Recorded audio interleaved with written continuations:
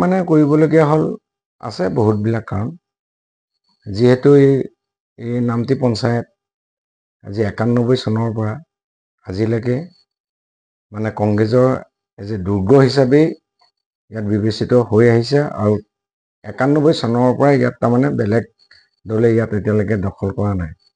কিন্তু দুৰ্ভাগ্য যে এইবাৰ পঞ্চায়ত নিৰ্বাচনত মই দলে বুলিয়ে ক'ব লাগিব, কাৰণ দলে ইমান মানে নেগলিজেণ্ট কৰিছে, মানে পঞ্চায়ত নিৰ্বাচনটো যেন কোনো ধৰি লওক মানে গ্ৰহণযোগ্যতাটো যেন নাই দলৰ কাৰণে, তেনেকুৱা এটা যেন মোৰ এটা ভাৱ হৈছে।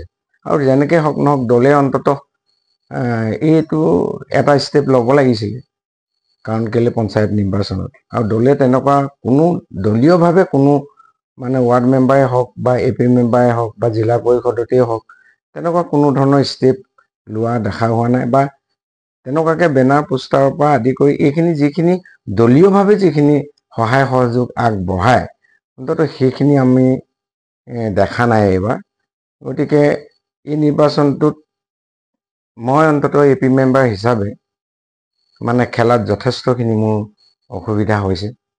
গতিকে নাজানো দলে কিয় এনেকুৱা কৰিছে বা কি কৰিছে, তেখেতসকলে এইখিনি জানিব।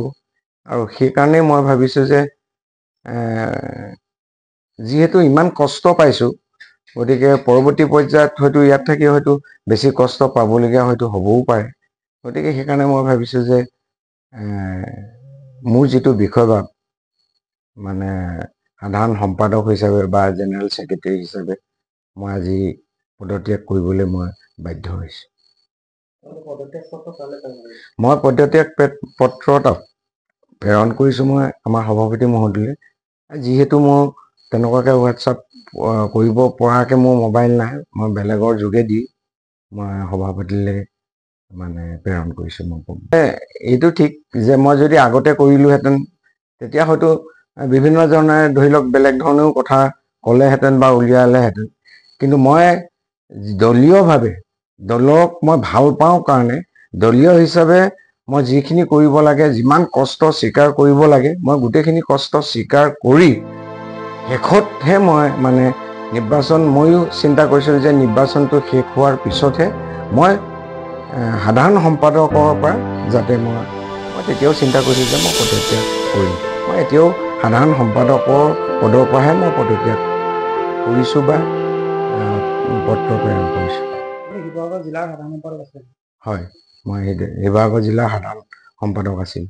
কথাটো APCCয়ে অন্ততঃ বা জিলাই অন্ততঃ এই কথাখিনি চিন্তা কৰাটো খুবেই দৰকাৰ আছিলে বুলি মই ভাবিছোঁ। কিয়নো আজি পঞ্চায়ত নিৰ্বাচন এইটো এটা এনেই সাধাৰণ নিৰ্বাচনো নহয়, কাৰণ পঞ্চায়ত নিৰ্বাচন যাৰ যোগেদি দলটোৰ কথা আছে। ধৰি লওক এই পঞ্চায়ত নিৰ্বাচন আগন্তুক বিধানসভা নিৰ্বাচনৰো কথা আছে, কাৰণ পঞ্চায়ত নিৰ্বাচনটো যদি দলে সুচাৰুৰূপে যদি পালন কৰিব নোৱাৰে তেতিয়াহ'লে নিশ্চয় মোৰ অভিজ্ঞতাই মই ভাবোঁ যে বিধানসভা নিৰ্বাচনতো আগবাঢ়ি যোৱাত হয়তো কিছু অসুবিধাৰ সৃষ্টি হয়তো হ'ব পাৰে। যেন মই কংগ্ৰেছ দলৰ পৰা 91ৰ পৰাই মই জড়িত হৈ আছিলোঁ একাধিকক্ৰমে।